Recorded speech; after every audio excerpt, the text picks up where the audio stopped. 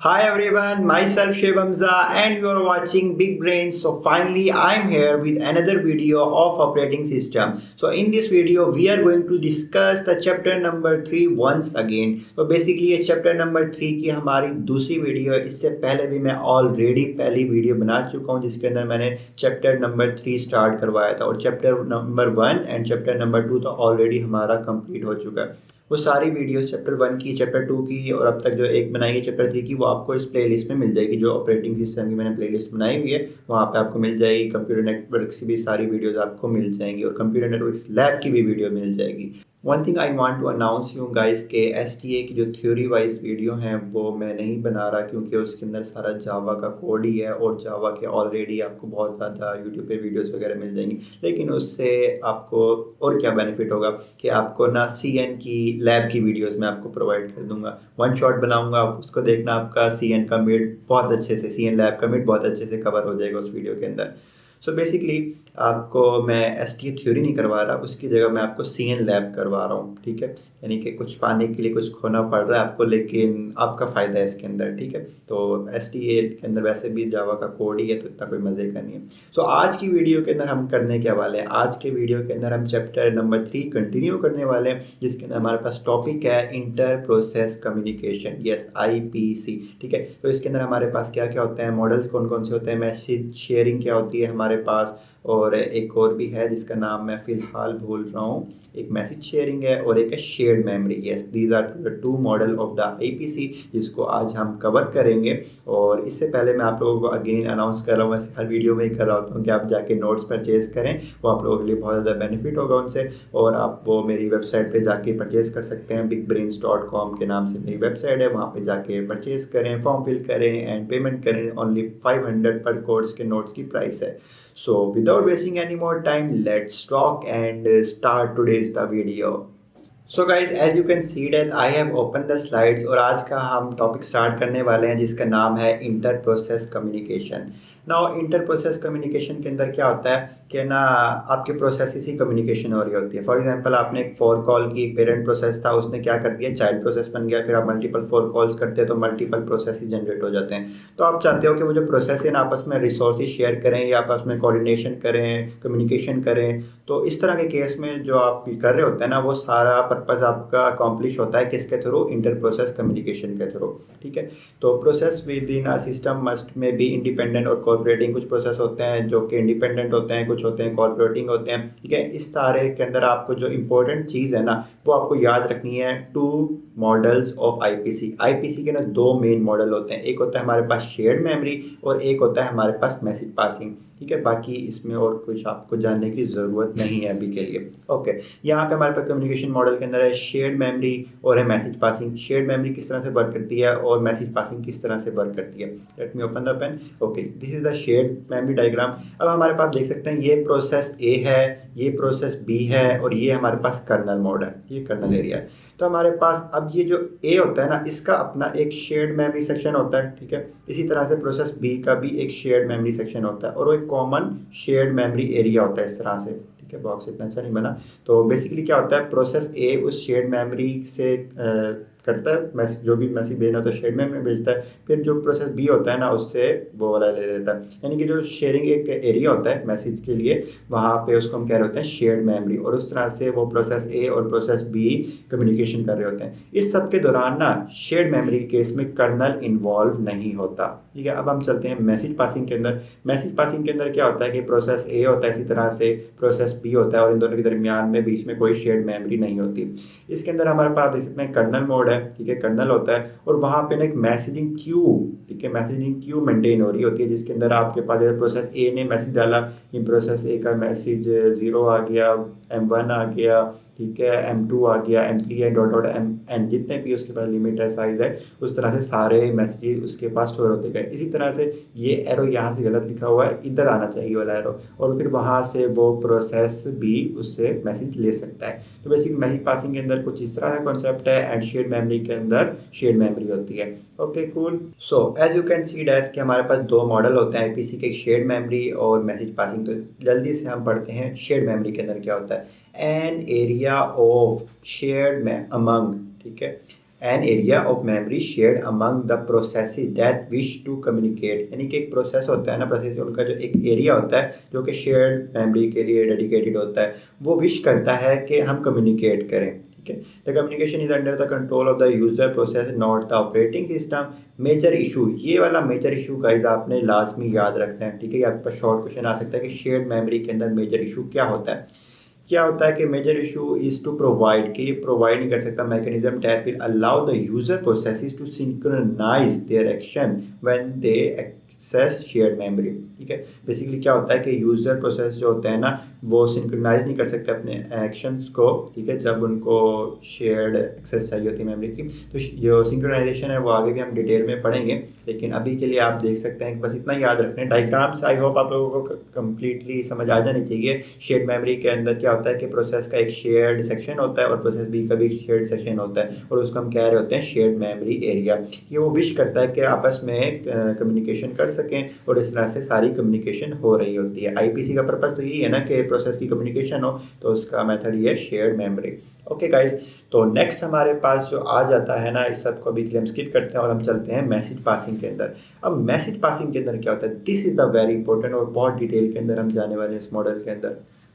इसके अंदर हमारे पास क्या होता है, process communicate with each other without resorting to shared variable, इनके यहाँ पे कोई शेयर्ड सेक्शन नहीं होता। तो इसके अंदर हमारे पास होता क्या है फिर, इसके अंदर ना दो ऑपरेशन होते हैं, एक होता है हमारे पास सेंड और एक होता है हमारे पास रिसीव। ठीक है, सेंड और रिसीव बेसिकली क्या है, हमारे पास सिस्टम कॉल्स है। The message size is either fix और वेरिएबल, जो भी आप मैसेज पास कर रहे हो उसका साइज फिक्स भी हो सकता है और वेरिएबल भी हो सकता है। ओके, हमारे पास अब आ जाता है कि message passing continue. If a process P, एक प्रोसेस है पी और एक है process Q, wish to communicate, वो चाहते हैं कि कम्युनिकेशन करें। अब वो किस तरह से करें, ठीक है, उनके लिए क्या रूल है कि वो कम्युनिकेशन इजीली कर पाए। तो सबसे जो पहला रूल है वो है इस्टेब्लिश द कम्युनिकेशन लिंक। सबसे पहले ज़रूरी है कि उन दोनों के दरमियान कोई ना कोई लिंक हो। ठीक है, एक्सचेंज मैसेज विया, ठीक है, ये दो बड़े इंपॉर्टेंट हैं कि विया send and receive system call. ठीक है, अब बेसिकली लिंक कैसे इस्टेब्लिश होता है, ये क्वेश्चन आपके पास बड़े ही इंपॉर्टेंट है, ये लास्ट भी मैं कहता हूँ इनमें से कोई ना कोई आएगा। ठीक है, तो बड़ा इंपॉर्टेंट होकर आपने फोकस होकर देखना है कि मैसेज पासिंग तो होती है सेंड और रिसीव के थ्रू, लेकिन उसका लिंक कैसे क्रिएट होता है, क्या नहीं होता। तो हम खेलते हैं पहले नंबर क्वेश्चन नंबर 1 की तरफ। हाउ आर लिंक्स इस्टेब्लिश, जो आपके पास ज़रूरी है, रिक्वायर्ड है लिंक इस्टेब्लिश करना। लिंक इस्टेब्लिश होता कैसे, तो इसका आंसर आपने लिखना है कि ऑटोमेटिकली जब भी आप सिस्टम कॉल यूज़ करते हैं ना सेंड और रिसीव की, वो ऑटोमेटिकली कम्युनिकेशन लिंक इस्टेब्लिश हो जाता है। Okay, can a link be associated with more than 2 processes. ठीक है, अब यहाँ पे जितने भी क्वेश्चन आ रहे हैं उनका अपने दो स्टाइल्स में देखना है, नहीं कि अगर वो डायरेक्ट कम्युनिकेशन के केस में आंसर करना है और इनडायरेक्ट कम्युनिकेशन के केस में आंसर करना है। अब हमसे पूछा गया है कि जो एक लिंक है क्या वो 2 से ज़्यादा प्रोसेस के दरमियान हो सकता है। ठीक है, तो हमारे पास एक है डायरेक्ट कम्युनिकेशन, डायरेक्ट, ठीक है, और एक है हमारे पास इनडायरेक्ट। ठीक है, तो हमारे जो क्वेश्चन का आंसर है वो है डायरेक्ट के केस में नो। ठीक है, अगर आप डायरेक्ट कम्युनिकेशन को फॉलो कर रहे हो तो वो एक लिंक है, 2 प्रोसेसेस ज़्यादा के दरमियान में नहीं हो सकता। लेकिन अगर आप कम्युनिकेशन जो फॉलो कर रहे हो वो इनडायरेक्ट है तो वो कर सकता है। ठीक है, इसी तरह से अगला क्वेश्चन है how many links can there be between every pair of communication process. अब पूछ रहा है जो पेयर है, ठीक है, उसके दरमियान कितने मैक्सिमम लिंक्स आ सकते हैं। ठीक है, तो सिमिलरली आपने वही स्टाइल फॉलो करना है। अगर वो डायरेक्ट है तो मैक्सिमम, ठीक है, एक ही लिंक होगा। ठीक है, एक से ज़्यादा लिंक नहीं हो सकता। लेकिन आपके पास अगर इनडायरेक्ट है तो आपके पास मल्टीपल लिंक्स हो सकते हैं पेयर के दरमियान। ठीक है, what is the capacity of a link, एक जो लिंक है उसकी कैपेसिटी कितनी है, ये टोटली डिपेंड करता है कि आपका इम्प्लीमेंटेशन डिज़ाइन किस तरह से इम्प्लीमेंट किया गया। ठीक है, इसके अंदर बेसिकली 3 टाइप्स आती हैं हमारे पास। एक आती है हमारे पास ज़ीरो कैपेसिटी, ठीक है, उसके बाद आता है हमारे पास बाउंडेड कैपेसिटी, और एक आता है हमारे पास अनबाउंडेड कैपेसिटी। तो आपने ये 3 बातें बताने के बाद, ठीक है, ज़ीरो कैपेसिटी, बाउंडेड कैपेसिटी और अनबाउंडेड कैपेसिटी, ये टोटली डिपेंड करता है कि आपका सिस्टम किस तरह से इम्प्लीमेंट किया गया, डिज़ाइन किस तरह से इम्प्लीमेंट किया गया। Okay, is the size of message that the link can accommodate fix और वेरिएबल। ठीक है, तो आपने बताना है कि वो भाई बहुत हो सकता है। ठीक है, इज़ अ लिंक यूनिडायरेक्शन और बाई डायरेक्शनल, तो वो भी बहुत हो सकता है, वो भी आपके पास डायरेक्ट और इनडायरेक्ट के अंदर डिपेंड करेगा। मैं आपको आगे दिखा देता हूँ। ठीक है, ओके, ये हमारे पास आ चुकी है डायरेक्ट कम्युनिकेशन। डायरेक्ट कम्युनिकेशन के अंदर क्या होता है, सेंड आप इस तरह से करोगे एंड रिसीव आप इस तरह से करोगे। सिस्टम कॉल है, ये पी इस प्रोसेस का नाम है और क्यू भी दूसरे प्रोसेस का नाम है। डायरेक्ट कम्युनिकेशन के अंदर बेसिकली हमारे पास होता क्या है, ये वाली लाइन गाइस बड़ी इंपॉर्टेंट है। Process he must name each other explicitly, यानी कि आपको नेम मेंशन करना जरूरी है, तभी आप डायरेक्ट कम्युनिकेशन कर सकते हो। इसकी प्रॉपर्टीज बड़ी इंपॉर्टेंट है, ये भी शॉर्ट क्वेश्चन के लिए बहुत ज़्यादा इंपॉर्टेंट है। Links are establish automatically, okay, exactly one pair, ठीक है, यानी कि जो लिंक होता है वो एग्जैक्टली वन पेयर के लिए होता है। Okay, between each pair there exactly, अच्छा ये वाला था, a link is associated with exactly one pair of communicating process, यानी कि यहाँ पे जो लिंक होगा ना वो एसोसिएटेड होगा सिर्फ एक पेयर ऑफ कम्युनिकेशन प्रोसेस, यानी कि यूँ आप कह सकते हैं this process and this process, और जो लिंक होगा ना वो सिर्फ और सिर्फ इन्हीं दो प्रोसेस के दरमियान होगा, वो लिंक किसी और तीसरे के साथ इन्वॉल्व नहीं हो सकता। Between each pair there exist exactly one link, ये भी वही बात की गई है। ओके, द लिंक में भी यूनिडायरेक्शनल, ठीक है, यूनिडायरेक्शनल। अच्छा, यूनिडायरेक्शनल का मतलब क्या होता है, यूनिक। यूनिवर्सिटी के अंदर आपको ना नज़रें अपनी एक डायरेक्शन में रखनी है, कहीं इधर उधर नहीं देखना वरना आप डिस्ट्रैक्ट हो जाओगे। तो यूनि से याद रख लो कि वन डायरेक्शनल, ठीक है। और बाई डायरेक्शनल, भाई इधर उधर आप निकलोगे ना तो वो दोनों डायरेक्शन के लिए होता है। यूनि सिर्फ एक होता है और बाई डायरेक्शनल कह सकते हैं कि फोर डायरेक्शनल, और ये एक डायरेक्शनल के होता है। ओके, तो इस तरह से हमारा कंप्लीट होता है direct communication. Let's move towards the indirect communication.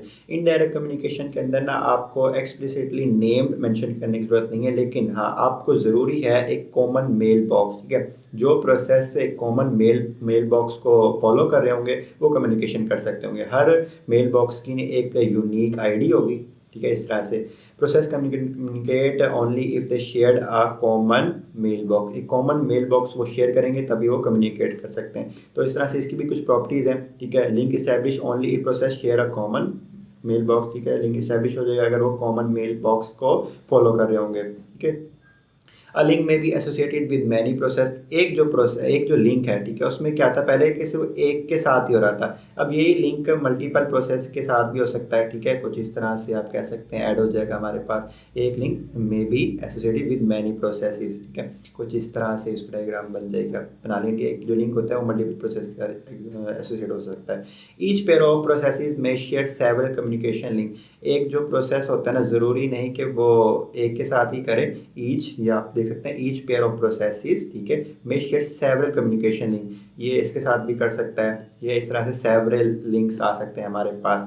तो और जो होते हैं लिंक में भी बाई डायरेक्शनल और यूनिडायरेक्शनल, तो दोनों हो सकते हैं। पिछले वाले के अंदर भी ये था कि वो दोनों हो सकते हैं। अच्छा, इसका ना आपके पास लॉन्ग क्वेश्चन शायद आ जाए कि डायरेक्ट कम्युनिकेशन और या इनडायरेक्ट कम्युनिकेशन के ऊपर डिफरेंस लिखो, या आपके पास पूरा आईपीसी का लॉन्ग आ सकता है, तो बड़ा मज़े का ही लॉन्ग क्वेश्चन है, इसलिए मैं इसकी प्रॉपर वीडियो बना रहा हूँ। ओके गाइज, आई होप जितना मैं अच्छे से करवा सकता था तो अच्छे से मैंने करवाने की कोशिश की है कि आपको मैसेज पासिंग भी और आपको शेयर्ड मेमोरी भी समझ आ जाए। और उसके बाद हमने किया डायरेक्ट कम्युनिकेशन और इनडायरेक्ट कम्युनिकेशन।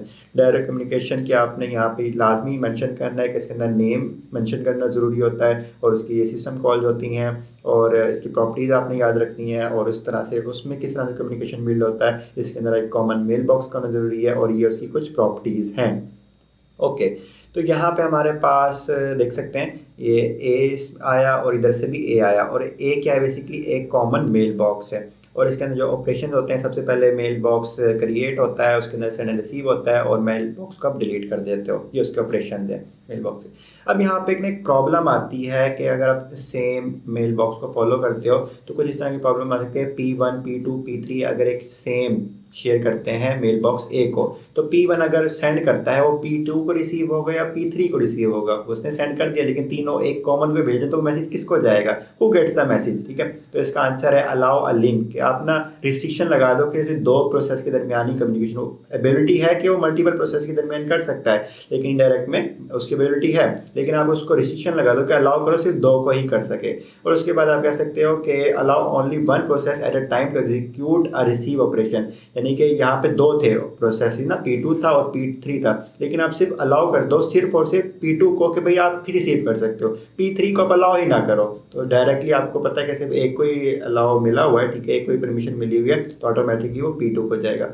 और इस तरह से तीसरा आप ऑप्शन ट्राई कर सकते हैं कि OS को ही दे दो भाई फ्री हैंड, कि आप जिस मर्जी को आर्बिट्रेटली रैंडमली भेज दो, और जब वो आ जाए तो रिसीवर को, यानी कि सेंडर को जिसने सेंड किया था उसको बता दो कि ये रिसीवर था। तो इस तरह से आप इस प्रॉब्लम को सॉल्व आउट कर सकते हो। इसके बाद हमारे पास एक कॉन्सेप्ट आ जाता है सिंक्रोनाइजेशन का। इसका प्रॉपर चैप्टर भी पढ़ोगे। सिंक्रोनाइजेशन होती है और एसिंक्रोनाइजेशन होती है हमारे पास। इसके अंदर होता है ब्लॉकिंग और नॉन ब्लॉकिंग। सबसे पहले क्या वर्ड मैंने यूज़ किया, सिंक्रोनस, उसके बाद मैंने यूज़ किया एसिंक्रोनस। सिंक्रोनस पहले आ रहा है तो इसका मतलब ब्लॉकिंग पहले, ठीक है। उसके बाद क्या, एसिंक्रोनस बाद में आ रहा है तो नॉन ब्लॉकिंग। अच्छा, ब्लॉकिंग के अंदर क्या होता है, ब्लॉकिंग के अंदर क्या होता है, सेंडर और रिसीवर वेट करते हैं, यानी कि पहले सेंड कर दो तब तक मैं वेट कर रहा हूँ, और फिर जब वो रिसीवर को मिल जाएगा तब तक फिर इनकी वेटिंग हो रही होती है। इसके अंदर आप यूँ याद कर सकते हैं, the sender is block until the message is receive, इस तरह से the receiver is block until the message is available, ठीक है। ये होता है हमारे पास ब्लॉकिंग या सिंक्रोनस, ठीक है।